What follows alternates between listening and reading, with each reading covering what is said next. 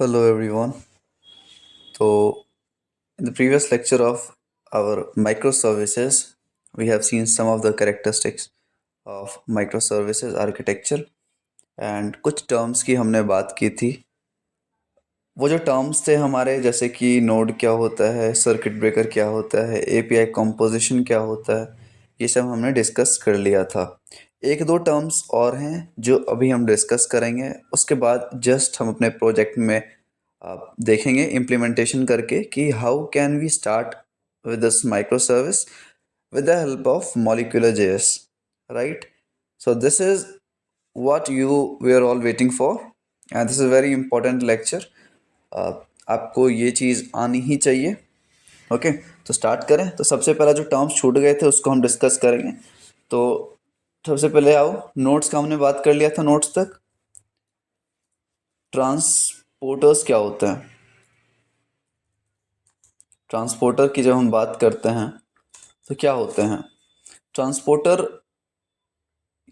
होते हैं तुम्हारे एक कम्युनिकेशन बस, और communication bus that services use. कौन यूज करता है? That services use to exchange what, exchange messages, to exchange messages. ठीक है. और ये क्या ट्रांसफर करने के लिए यूज हो आता है वो. It transfers events like, and जो भी रिक्वेस्ट एंड रिस्पॉन्स होगी ना, रिक्वेस्ट एंड रिस्पॉन्स, ये सब चीज को ट्रांसफर करेगा. ओके, समझ आया कि what do you mean by transporter. So transporter is mainly a communication bus that services use to exchange messages. Let's say अगर हम बात करें कि हमारे पास दो सर्विसेज हैं. ठीक है, ये दोनों सर्विसेज हैं, ये आपस में कम्युनिकेट करना चाहती है. क्या करना चाहती है? आपस में कम्युनिकेट. ओके, तो ट्रांसपोर्टर क्या करेगा ना, ये ऐसे खुद से नहीं करते, ये ऐसे डायरेक्ट नहीं कर सकते. ये क्या यूज करेंगे? ये यूज करेंगे बीच में transporter, and transporter will be responsible for exchanging data from one two another and vice versa. ठीक है. तो ट्रांसपोर्टर बीच दो सर्विसेज के बीच में हमारे पास काम में आती है. Okay, transporter it is just like a communication bus that services use to exchange messages. And ये क्या ट्रांसफर करता है? Event, request and response. समझ आ गई ट्रांसपोर्टर के बारे में. आ जाओ आगे बढ़ते हैं. Okay, the next thing that we have to study is node के बारे में हमने बात किया था. ओके, ठीक है. तो चलो स्टार्ट करें. क्या इम्प्लीमेंटेशन करने से पहले आप लोग मुझे एपीआई के बारे में बताओ. मैं ज़्यादा तो इसके बारे में नहीं बोलूँगा, बट थोड़ा सा अपने को देखना चाहिए ये चीज़. एपीआई क्या होती है? API mainly stands for application programming interface. ठीक है. एंड अगर मैं आप लोगों से पूछूं कि इसका क्या काम रहता है, तो मैक्सिमम लोग बोलोगे कि ये डेटा शेयरिंग के काम आता है, फ्रंट एंड से back and and back and से फ्रंट एंड पे. ठीक है, वो जो कि बिल्कुल सही है, कोई दिक्कत नहीं है उस चीज़ में. तो इसको और क्या बोल सकते हैं? APIs are also called as, ये चीज़ मुझे भी नहीं मालूम थी कुछ दिनों पहले तक. APIs APIs are also called as web services. Web services, API को हम वेब सर्विसेज भी बोल सकते हैं. ठीक है, ये एप्लीकेशन प्रोग्रामिंग इंटरफेस होता है जो कि वही डेटा शेयरिंग का काम आता है. अब टाइप्स ऑफ एपीआई जब हम बात करें, let's discuss types of API. कितने टाइप के एपीआई होते हैं बताना ज़रा. when we are talking about types of API, then we have certain things कि मेन देखो, बेसिकली मेन दो ही है. मेन जो है ना, मेन अपने पास दो ही किस्म के एपीआईज हैं. पहले कौन से हैं? पहले वाले हैं हमारे रेस्ट एपीआई. पहले वाले कौन से हमारे पास? Rest API. सेकंड कौन से हमारे पास? आजा यार, सोप एपीआई। सोप एपीआई, ठीक है। रेस्ट एपीआई का मतलब आपको पता है, representational state transfer. And soap के बारे में आपको नहीं पता होगा, मैं बताता हूँ। सोप एपीआई हम तब यूज़ करते हैं ना, देखो रेस्ट एपीआई कौन यूज़ करता है? रेस्ट एपीआई कौन यूज़ करता है? ये वेब सर्वर्स पे यूज़ आती हैं। वेब वेब ब्राउज़र बोल लो, एंड वेब सर्विसेज के लिए यूज़ आती हैं, ठीक है, रेस्ट एपीआई। ओके। लेकिन सेम चीज़ जब हम बात यहाँ करें सोप एपीआई, तो सोप हम कहाँ यूज़ करते हैं? जब हम डॉट नेट से रिलेटेड कुछ एप्लीकेशंस बनाते हैं ना, जब हम डॉट नेट से रिलेटेड कुछ एप्लीकेशंस बनाते हैं, तब हम बेसिकली जो एपीआई का यूज़ करते हैं वो होता है हमारे पास कौन सा? SOAP API. सोप एपीआई का फुल फॉर्म रेस्ट का पता है आपको? रेस्ट का पता है? Representational state transfer. Okay, representational state transfer. And while talking about SOAP API, तो सोप एपीआई का क्या होता है full form? It stands for simple object simple object access protocol, ठीक है। सोप एपीआई क्या होता है? जब हम डॉट नेट से रिलेटेड एप्लीकेशंस बनाते हैं तब हम सोप एपीआई का यूज़ करते हैं। It stands for simple object access protocol, whereas REST stands for REST representational state transfer. Okay. अब ये बात बताओ, जब हम रेस्ट एपीआई यूज़ करते हैं अपने वेब ब्राउजर्स के लिए, वेब सर्विसेज के लिए, तो ये इंटरनली कौन सा प्रोटोकॉल यूज़ करता है? इंटरनली कौन सा प्रोटोकॉल यूज़ करता है ये सब चीज़ अपने को आनी चाहिए। ये इंटरनली यूज़ करता है एक चीज़ जिसको हम बोलते हैं क्या? टू कॉल इट एज, क्या बोल सकते हैं इसको? Hypertext transfer protocol. Okay, what we can call it as HTTP या फिर HTTPS। मैंने ऑलरेडी इसमें डिफरेंस बता रखा है, लेकिन अगर आपको पता नहीं है क्या इसमें क्या डिफरेंस होता है, तो HTTP का मतलब आपको पता है कि हाइपर टेक्स्ट ट्रांसफर प्रोटोकॉल। ये एक ऐसा प्रोटोकॉल है जो कि रेस्ट एपीआई यूज़ करता है अपने डेटा शेयरिंग के लिए। कौन यूज़ करता है? रेस्ट एपीआई अपने डेटा शेयरिंग के लिए, फ्रंट एंड से बैक एंड या बैक एंड से फ्रंट एंड। ओके। यहाँ पे एस का मतलब आपको पता है क्या? जस्ट होल्ड ऑन, यहाँ पे मैं बात कर रहा हूँ। यहाँ पे एक है HTTP और सेकंड है HTTPS। आप लोगों को इतना तो पता होगा कि एस का मतलब सिक्योर्ड होता है। सिक्योर्ड क्यों होता है? सिक्योर्ड क्यों होता है? सिक्योर्ड इसलिए होता है कि आप यहाँ देखो, जब हम जब हम अपना डोमेन एंड होस्टिंग खरीदते हैं, जब हम होस्टिंग बाई करते हैं, तब क्या होता है ना, हमें एक SSL सर्टिफिकेट मिलती है हमें, ठीक है। एंड ये जो कंपनी हमें प्रोवाइड करता है ना, सारा क्रेडेंशियल्स, सारा सर्टिफिकेट, ये गारंटी लेता है हमारे चीज़ों का, हमारे सिक्योरिटी का। तो HTTP जब भी यूज़ हम करते हैं तो वो लोकली चलता है। ध्यान से सुनो, जब भी आप लोकली प्रोजेक्ट बनाओगे, so we will be using HTTP protocol.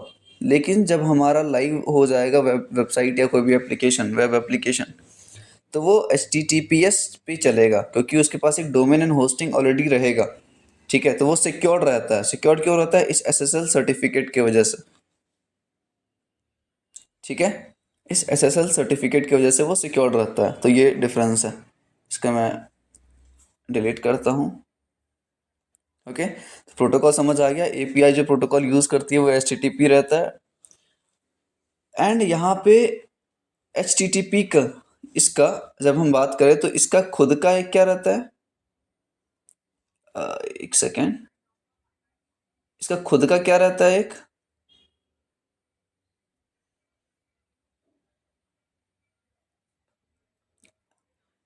Arrow वाला किधर है?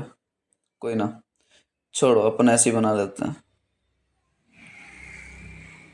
ओके, HTTP का खुद का क्या रहता है? मेथड्स। तो हम बात करें HTTP की मेथड्स के बारे में। कितने मेथड्स होते हैं बताना ज़रा। We were talking about HTTP methods, तो कितने मेथड्स हैं ये बताओ आप लोग। मेथड्स का क्या मतलब है? What do we mean by methods in HTTP? क्या देख रहे हैं मेथड्स? ये HTTP के अंदर आता है ये। Okay, methods. तो मेथड्स का मतलब क्या है कि जब हम अपना डेटा फ्रंट एंड से बैक एंड भेजते हैं, ध्यान से समझो, जब हम अपना डेटा, ये रहा फ्रंट एंड, ये रहा बैक एंड, ठीक है, ये रहा फ्रंट एंड, ये रहा बैक एंड, जब हम अपने डेटा को भेजते हैं फ्रंट एंड से बैक एंड तक, ठीक है, जब हम रिक्वेस्ट करते हैं किसी चीज़ का, जब हम किसी चीज़ का रिक्वेस्ट करते हैं, तो उस टाइम हम कुछ मेथड्स का यूज़ करते हैं। मेथड्स का मतलब कुछ सेट ऑफ रूल्स रहती है, मतलब जिसका फंक्शनैलिटी डिफाइंड रहता है, ठीक है, कुछ सेट ऑफ रूल्स रहती हैं जिनका फंक्शनैलिटी क्या रहता है, डिफाइंड रहता है। ओके, टोटल जब हम मेथड्स की बात करते हैं ना, जब हम टोटल मेथड्स ऑफ HTTP की बात करते हैं, तो टोटल मेथड कितने होते हैं? टोटल मेथड कितने होते हैं इसको चलो नेक्स्ट पेज में हम करते हैं। Okay, so we were talking about methods. तो देयर आर 15 HTTP मेथड्स, ठीक है, ये अपने को पता होनी चाहिए। मैं चाहता हूँ हर एक चीज़ अपने को डेप्थ में चीज़ें पता हो। ओके, चाहे कोई भी पूछे, अपने को सारी चीज़ें आती हो। तो देयर आर 15 HTTP मेथड्स, और इसी मेथड को यूज़ करके हम अपना सारा ऑपरेशन करते हैं। क्या करते हैं? With the help of these 15 HTTP methods, we mainly do our entire operations on web or related with web services। समझ आई चीज़ें आपको कि इन 15 मेथड्स को यूज़ करके हम क्या करते हैं, जितनी भी हमारे पास ऑपरेशंस करनी होती है सर्वर से रिलेटेड या फिर वेब से रिलेटेड, तो हम इसी मेथड्स को यूज़ करते हैं। हम नहीं करते, कौन करता है? HTTP, hyper text transfer protocol. Okay, hyper text transfer protocol. जब हम REST API की बात करते हैं, चलो इसको पहले डिस्कस कर लेते हैं। तो जनरली जो हम यूज़ करते हैं ना, 15 तो मेथड्स हैं, लेकिन जनरली जो हम यूज़ करते हैं वो होता है गेट, ठीक है, अपने को डेफ में देखना है, गेट पोस्ट, फिर होता है हमारे पास put, delete, get post, put and delete. तो गेट किस काम में आता है हमारे पास? देखो, जो काम गेट से कर सकते हैं वो काम हम पोस्ट से भी कर सकते हैं। डेटा लेना या देना, कहाँ से? सर्वर से। ये काम गेट कर सकता है। अगर गेट कर सकता है तो मैंने भी क्या बोला कि पोस्ट भी सेम काम कर सकता है, पोस्ट भी सेम काम कर सकता है, डेटा लेना या देना। पुट का मेन काम होता है हमारे पास कि डेटा को अपडेट करवाना, डेटा अपडेशन। ओके, डेटा को अपडेट करवाना। डिलीट का काम होता है डेटा को डिलीट करना। कहाँ से? डेटाबेस से। Delete, data deletion from database. Okay, so सबका काम समझ आ गया। लेकिन एक चीज़ है यहाँ पे जो मैं बताना चाहूँगा, गेट और पोस्ट में डिफरेंस क्या है। जब ये दोनों आपस में सारा काम कर सकते हैं, तो what is the basic difference between this two? देखो, गेट जो होता है ना, पहले पोस्ट के बारे में देखते हैं। पोस्ट मेथड जो होता है वो ब्राउज़र को समझ नहीं आता। मतलब जब आप पोस्ट मेथड का इस्तेमाल करोगे और अपना आउटपुट देखना चाहोगे फ्रंट एंड ब्राउज़र पे, उस कंडीशन में ब्राउज़र को ये समझ नहीं आएगा कि आप क्या देखना चाह रहे हो, क्या करने की कोशिश कर रहे हो, ठीक है। लेकिन गेट वाला उसको समझ आता है, गेट समझ आएगा, पुट समझ आएगा, डिलीट समझ आएगा, लेकिन पोस्ट समझ नहीं आता उसको। ये पहला डिफरेंस है। दूसरा डिफरेंस कि गेट का ना यार, गेट का एक लिमिट है, गेट का एक लाइक डेटा लिमिट है, डेटा या फिर आप बोल लो स्ट्रिंग लिमिट है। स्ट्रिंग लिमिट है कितने का भैया, कितने का है? 2048 का। मतलब कि अगर आप डेटा भेजना या रिसीव करना चाहते हो 2048 कैरेक्टर, 2048 कैरेक्टर के आगे, तो वो गेट मेथड से नहीं हो सकता, तो वो गेट मेथड से नहीं हो सकता। समझ आई चीज़ है? और पोस्ट का बहुत ज़्यादा है। ये क्या करता है, ये रिस्पॉन्सिबल होता है हैवी डेटा, हैवी डेटा को मैनेज करने के लिए, हैवी डेटा को मैनेज करने के लिए। ठीक है, पोस्ट क्या करता है, हैवी डेटा को मैनेज करता है। ओके, एंड पोस्ट का एक और देखें अपन अगर, तो पोस्ट काफ़ी ज़्यादा सिक्योर रहता है। अब मैं फीचर्स बताने नहीं बैठ रहा, मैं बस इंपॉर्टेंट टर्म्स बता रहा हूँ आपको कि क्या अपने को बहुत ज़्यादा अच्छी चीज़ें देखनी है, क्या नहीं देखना। ठीक है, तो यहाँ देख लिया हमने कि चार मेथड जनरली हम यूज़ करते हैं, get, post, put and delete. Get post दोनों काम कर सकता है एक दूसरे का, लेकिन डिफरेंस क्या है, एक तो ब्राउज़र को समझ नहीं आता पोस्ट, दूसरा क्या है, गेट का लिमिट रहता है। तो हैवी डेटा अगर मुझे रिसीव करना है या सेंड करना है तो we will be using post method. Okay, इतना हमने देख लिया, इतना हमने देख लिया। अब जल्दी से फटाफट हम बात करते हैं क्लाइंट सर्वर आर्किटेक्चर। ठीक है, client server architecture, client server architecture. Okay, and मेरे हिसाब से ये आपने कहीं ना कहीं सुना ही होगा। मैं बैकएंड में इसको क्यों इस्तेमाल कर रहा हूँ? क्लाइंट सर्वर आर्किटेक्चर हम बात करते हैं जब हम वेब के बारे में पढ़ते हैं, जब फ्रंट एंड के बारे में पढ़ते हैं। But why am I discussing this? क्योंकि अपने को कॉन्सेप्ट समझना है एकदम डेप्थ में। ठीक है, लेट्स से सपोज करो मेरे पास ये क्लाइंट है, मेरे पास ये क्लाइंट है एंड मेरे पास ये सर्वर है। एकदम अच्छे से समझना है, ये हमारे पास क्या है, this is our client, this is our client. Okay,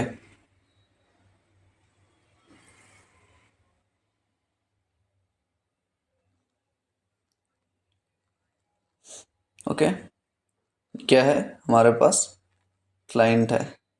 इसको मैं छोटा कर लो थोड़ा सा।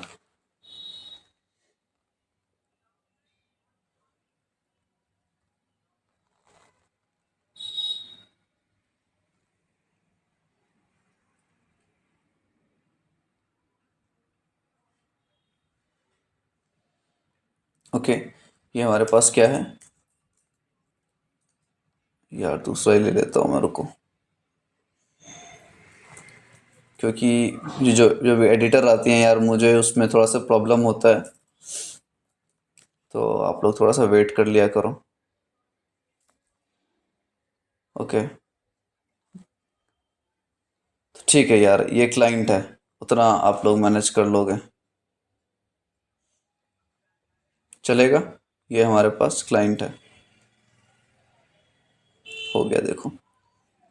ओके, एंड सेम चीज़ अगर मैं रेप्लिकेट करूँ इसको, तो ये क्लाइंट भाई साहब हैं हमारे, एंड इसको मैं पेस्ट करूँ कॉपी करके,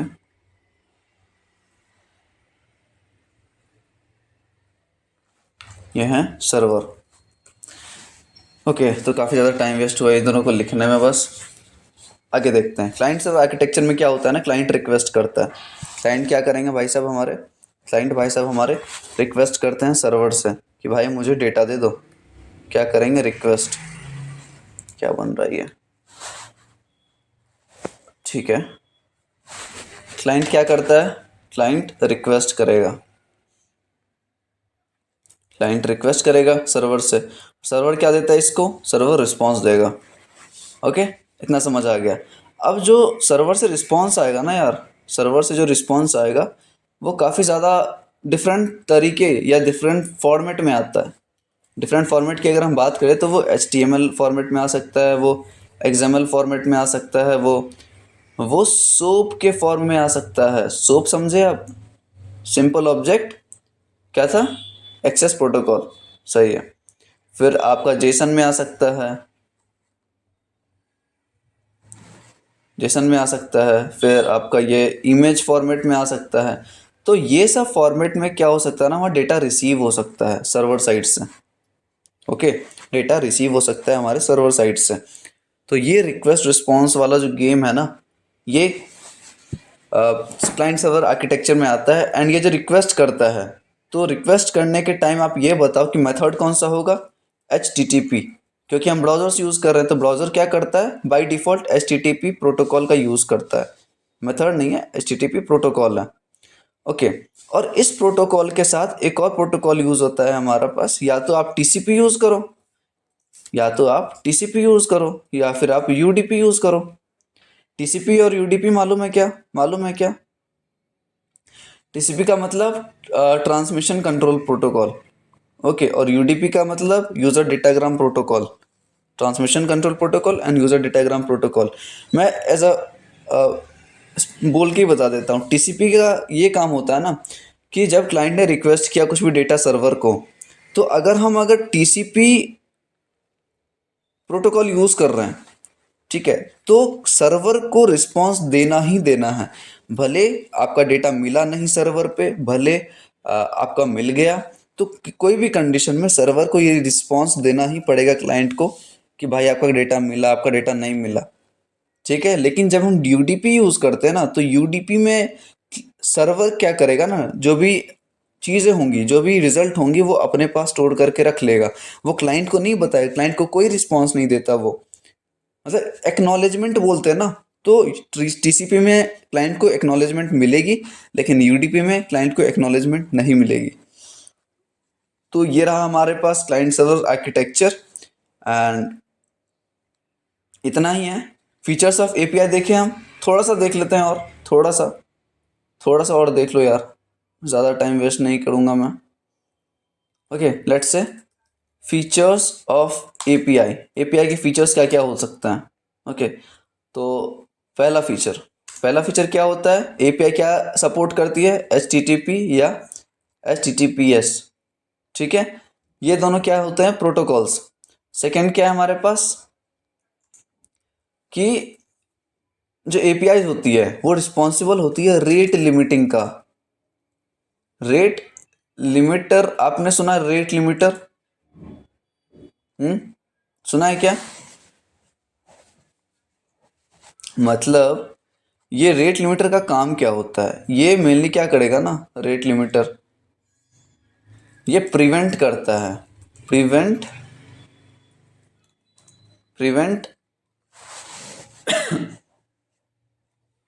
फ्रॉम अटैक्स। रेट लिमिटर क्या होता है, जब लेट से अगर आप एक वेबसाइट पे 2-3 बार रॉन्ग पासवर्ड डालते हो या रॉन्ग लॉगिन क्रेडेंशियल्स डालते हो, तो वो आपको ब्लॉक कर देता है। तो उसी चीज़ को हम रेट लिमिटर बोलते हैं। अगर आप टाइम दो चार बार से ज़्यादा अगर आप रिक्वेस्ट कर रहे हो किसी सर्वर पे, तो वो आपको ब्लॉक कर देगा। तो रेट लिमिटिंग कौन करता है, API अपने एंड पे करेगा, ठीक है। तीसरा चीज़, आप वाइट लिस्ट या फिर आप ब्लैक लिस्ट कर सकते हो जो भी अनऑथोराइज्ड आती है चीज़ें, जो भी अनऑथोराइज चीज़ें आती है, या फिर जो भी लाइक होती है ना ब्रूट फोर्सिंग टाइप से, एक बार में 10,000 20,000 या 1 लाख रिक्वेस्ट भेजता है, तो उस चीज़ को हम क्या बोलते हैं कि ब्रूट फोर्सिंग। जब कोई आदमी ब्रूट फोर्सिंग अटैक ट्राई करता है, तो हम उसको ब्लैक लिस्ट वगैरह कर सकते हैं, ये API के थ्रू ही पॉसिबल है। ओके, इस लेक्चर तक हमें इतना ही जानना था। इसके बाद हम इम्प्लीमेंटेशन स्टार्ट करेंगे पूरे मॉलिक्यूलर जेएस में, स्क्रैच से देखेंगे कि कैसे हम अपना कोड कर सकते हैं, कैसे सारी चीज़ों को समझ सकते हैं। तब तक के लिए आपको इतना थ्योरी का पार्ट इतना ही था, अब जो भी होगा इम्प्लीमेंटेशन से ही होगा, और बीच बीच में कहीं थ्योरी आएगा तो मैं बता दिया करूँगा, ठीक है। तो चलो नेक्स्ट लेक्चर में मिलते हैं। कोई भी डाउट हो, you can ask it very like frankly, उस चीज़ में कोई दिक्कत नहीं होनी चाहिए। एंड कोई भी सजेशन हो, कोई भी चीज़ पूछना हो, आप कमेंट करो और पूछो। चलो ध्यान रखो आप लोग, नेक्स्ट लेक्चर में मिलते हैं, बाय।